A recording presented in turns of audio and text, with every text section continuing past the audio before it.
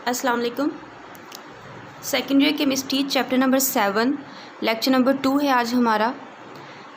7 chapter का name है fundamental principles of organic chemistry. Last lecture में हमने देखा था कि ऑर्गेनिक केमिस्ट्री का ओरिजिन किस तरह स्टार्ट हुआ था, कैसे ओरिजिनेट हुई थी ऑर्गेनिक केमिस्ट्री। सबसे पहले हम जितनी भी साइंस है उसको एक ही हेडिंग में स्टडी करते थे। उसके बाद डिफरेंट डिसिप्लिन्स आ गए जिसमें केमिकल की स्टडी को अलग कर दिया गया। मटीरियलिस्टिक स्टडी जो है वो जिसमें फ़िज़िक्स, एनर्जी, क्वांटम्स आ गए, उनको अलग कर दिया गया। और मैथमेटिक्स, बायो, इनको अलग अलग हेडिंग्स में हमने पढ़ा था। हमारा कंसर्न केमिस्ट्री के साथ है, तो फिर केमिस्ट्री भी हमने डिस्कशन की थी कि किस तरह आपकी जो केमिस्ट्री है वो आगे 2 ब्रांचेस में डिवाइड हुई और उसको डिवाइड करने की रीज़न क्या थी। थोड़ा सा पीछे हम उसको देख लेते हैं कि हमने क्या किया था। लास्ट वाले लेक्चर में हमने पढ़ा था कि एक आपके पास थ्योरी थी vital force theory. Vital force theory, इस थ्योरी के अकॉर्डिंगली जो आपके पास केमिकल्स हैं या केमिकल कंपाउंड्स हैं वो लिविंग और नॉन लिविंग थिंग्स में डिफरेंट नेचर के प्रेजेंट है। लाइक अगर आपके पास लिविंग ऑर्गेनिजम्स हैं तो उनके अंदर जो कंपाउंड्स हैं उनकी नेचर डिफरेंट है। जो नॉन लिविंग थिंग्स हैं या नॉन लिविंग केमिकल्स हैं उनकी नेचर डिफरेंट है।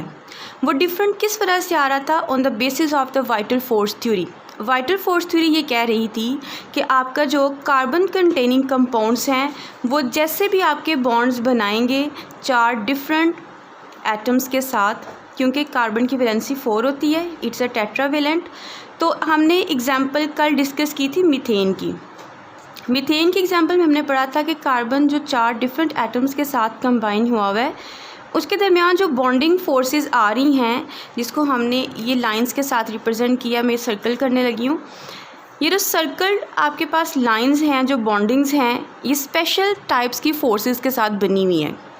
वो फोर्सेस जो कार्बन और डिफरेंट एटम्स के दरमियान मौजूद हैं वो फोर्सेस आपकी दूसरे एलिमेंट्स और उनके कॉन्स्टिट्यूएंट एलिमेंट्स के दरमियान मौजूद नहीं हो सकती। ये फोर्स बहुत इम्पॉर्टेंट थी जो सिर्फ कार्बन के साथ ही एसोसिएटेड थी, इसलिए हमने इसको कह दिया it is the vital force, like it is the important force. तो ये थी आपके पास वाइटल फोर्स थ्योरी। ऐसी कोई भी फोर्स आपके पास किसी दूसरे कंपाउंड में प्रेजेंट नहीं थी जिसमें HCl आ जाता है, HNO3 आ जाता है। इनके जो बीच में फोर्सेस आती हैं वो आपकी कार्बन वाले फोर्सेस से डिफरेंट है। ये फोर्सेस एसेंशियली क्रूशियली आपके सिर्फ मीथेन के अंदर या कार्बन कंटेनिंग कंपाउंड्स के अंदर ही प्रेजेंट है। इन फोर्सेस में और HCl या नाइट्रिक एसिड के दरमियान जो एटम्स के अंदर फोर्सेस हैं उन फोर्सेस में फ़र्क है, डिफरेंस है, इसलिए हम इनको खुद से क्रिएट नहीं कर सकते। ये forces by birth he living organisms में खुद से जनरेट होती हैं, जिसकी वजह से कार्बन बॉन्डिंग शो करता है और बॉन्डिंग शो करने के बाद नेक्स्ट हमारे पास नए कंपाउंड्स बनते हैं। तो इसको कहते हैं vital force theory. Vital force theory इतनी इंपॉर्टेंट थी कि आपने सारे लिविंग और नॉन लिविंग जो केमिकल्स थे, जो ऐसे केमिकल्स जो लिविंग थिंग्स में हमें मिलते थे, जिसमें हमने लास्ट लेक्चर में एग्जांपल यूरिया की डिस्कस की थी।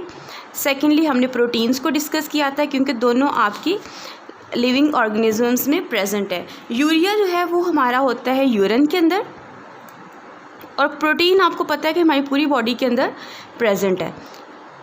क्योंकि इनका जो सोर्स था वो लिविंग था, तो इसलिए हमने इसको ऑर्गेनिक केमिस्ट्री में डिस्कस किया था। HCl, नाइट्रिक एसिड या सल्फ्यूरिक एसिड जो हमने लास्ट में एग्जांपल्स में डिस्कस किया था वो आपके पास इनऑर्गेनिक पोर्शन में हमने उनको क्लासिफाई किया था। तो अब हम इस साइड पर आ जाते हैं कि जो आपकी वाइटल फोर्स थ्योरी थी ये कितनी इम्पॉर्टेंट थी और इसको किस तरह रिजेक्ट किया गया। शुरू में ये कंसीडर किया जाता था कि आपके इनऑर्गेनिक के जो एटम्स हैं या उसके जो दरमियान फोर्सेस हैं वो आपके ऑर्गेनिक की फोर्सेस को प्रिपेयर नहीं कर सकती हैं।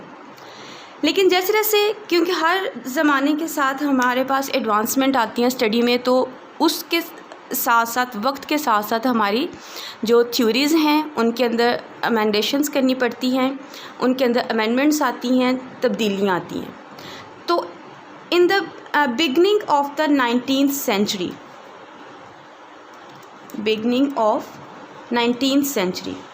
कंसेप्ट जो थे वो हमारे अलग अलग डिफरेंट होना शुरू हो गए। बिगनिंग ऑफ 19th में लाइक हम 1800 के जो स्टार्टिंग वाले ईयर्स हैं उनकी बात करते हैं। तो सबसे पहले हमारा जो पहला जो यहाँ पर एक इस थ्योरी को रिजेक्ट करने का पहला ओरिजिन बना था वो 1824 में बना था। 1824 में एक साइंटिस्ट था फ्रेडरिक होलर। इसने 1824 में एक ऑर्गेनिक कंपाउंड प्रिपेयर कर दिया फ्रॉम इनऑर्गेनिक या मिनरल एसिड से, क्योंकि इससे पहले तक हम लोग ये कंसीडर करते थे लाइक 200 या 300 ईयर्स बैक हम कंसीडर करते थे कि लिविंग और नॉन लिविंग के दरमियान जो केमिकल्स प्रेजेंट हैं वो आपके कभी भी एक दूसरे को प्रिपेयर नहीं कर सकते हैं। मतलब आप इनऑर्गेनिक कंपोनेंट से कभी भी ऑर्गेनिक कंपोनेंट्स प्रिपेयर नहीं कर सकते हैं। तो फ्रेडरिक होलर ने 1824 में सबसे पहला एक कंपाउंड प्रिपेयर किया था, that was the oxalic acid. Oxalic acid का फार्मूला हम यहाँ पर लिख लेते हैं। कार्बन डबल बॉन्डेड ऑक्सीजन के साथ वन साइड पे अटैच्ड होता है, एक साइड पे हाइड्रोक्सिल ग्रुप है। इस पूरे ग्रुप को बोलते हैं कार्बोक्सिलिक एसिड।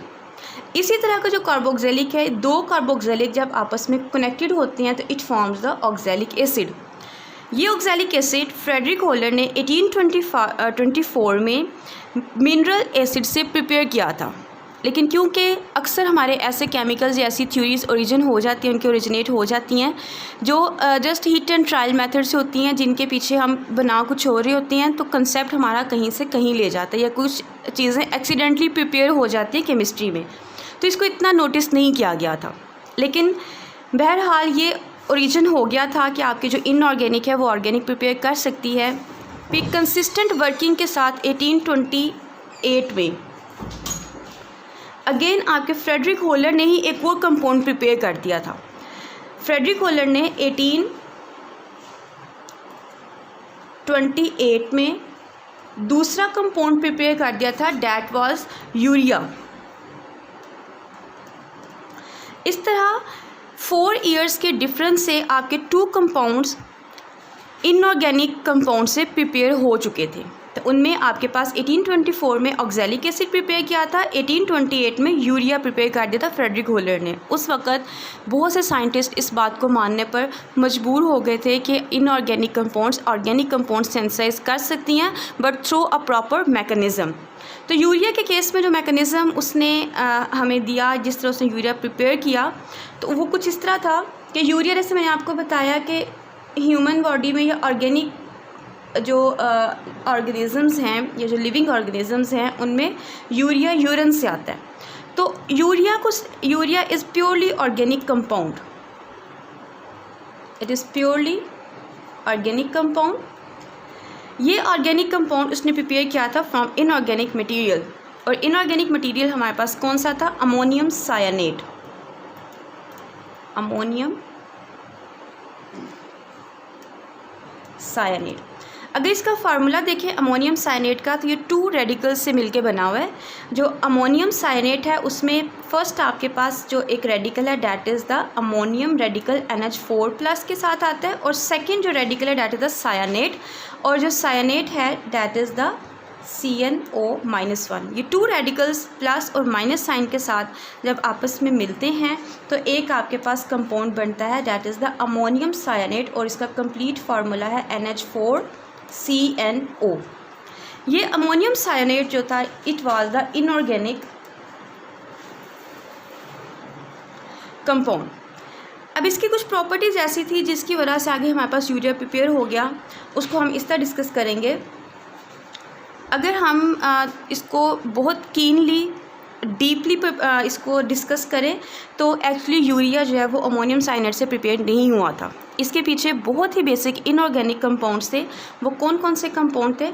सबसे पहला जो आपका कंपाउंड उसमें आया था that was ammonium chloride. Ammonium chloride, और फार्मूला, क्योंकि अब हम इस स्टेज पर आ गए हैं कि आपको फार्मूला सारे आने चाहिए, तो अमोनियम क्लोराइड का फार्मूला होता है NH4Cl। सेकंड जो कंपाउंड था that was potassium cyanate. Potassium cyanate, और इसका फार्मूला था KCN। अब ये दो प्योरली इनऑर्गेनिक कंपाउंड से फर्स्ट स्टेप में प्रिपेयर किया गया था अमोनियम साइनेट। कैसे प्रिपेयर हुआ था? आपका ammonium chloride plus potassium cyanate, ये दोनों आगे हमें दे रहे थे अमोनियम साइनेट। ये जो अमोनियम साइनेट था, इसकी करेक्टरिस्टिक्स में सबसे जो मेन करेक्टरिस्टिक है जिसकी वजह से यूरिया प्रिपेयर हुआ था, that was it is very unstable. इसकी अनस्टेबल नेचर की वजह से इसके बॉन्ड्स बहुत जल्दी रोटेशन शो करते हैं, क्योंकि इसमें एक ऑक्सीजन आता है। ऑक्सीजन पे आपको पता है लॉन पेयर्स हैं, जहाँ पर लॉन पेयर्स होते हैं वहाँ पर बॉन्ड की रेजोनेटिंग पॉसिबल होती है, जिसकी वजह से it was very unstable compound. और यही वाला आपका जो अमोनियम साइनेट है आगे ये यूरिया में कन्वर्ट हो गया था। तो यूरिया का फार्मूला था NH2 C+O NH2।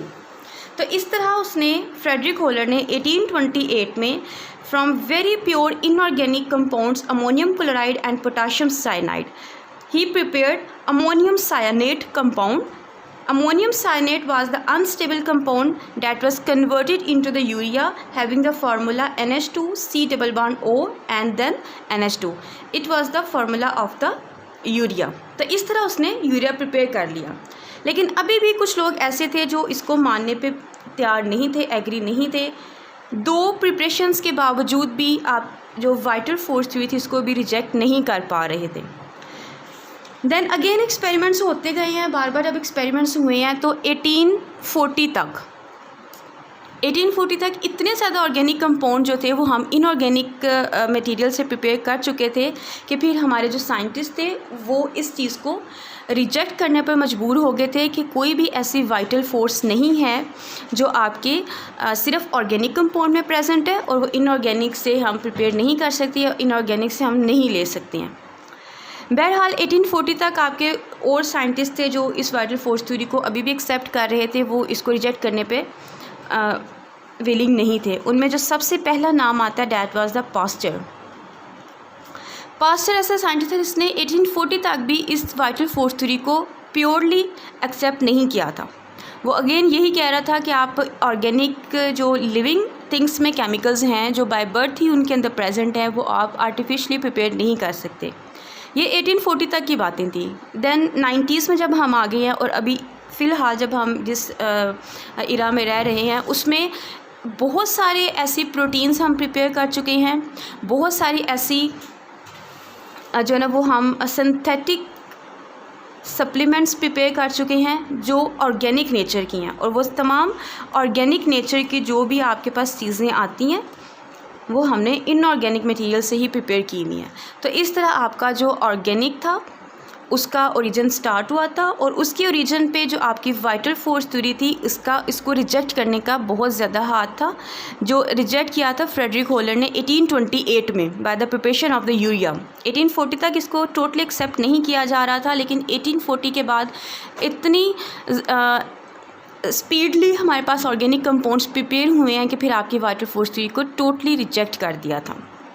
तो इसका जो ईयर है जिसे हम लिखेंगे कि किस ईयर पे ये रिजेक्ट हुआ था, डैट वाज द 1828, क्योंकि 1828 में जो यूरिया प्रिपेयर किया गया था वो यूरिया एक्चुअली तमाम साइंटिस्ट को इस एक पॉइंट पर ले आया था कि इनऑर्गेनिक और ऑर्गेनिक जो फोर्सेस हैं they are not as much different, वो एक दूसरे से इतनी मुख्तलिफ नहीं हैं, हम प्रिपेयर कर सकते हैं।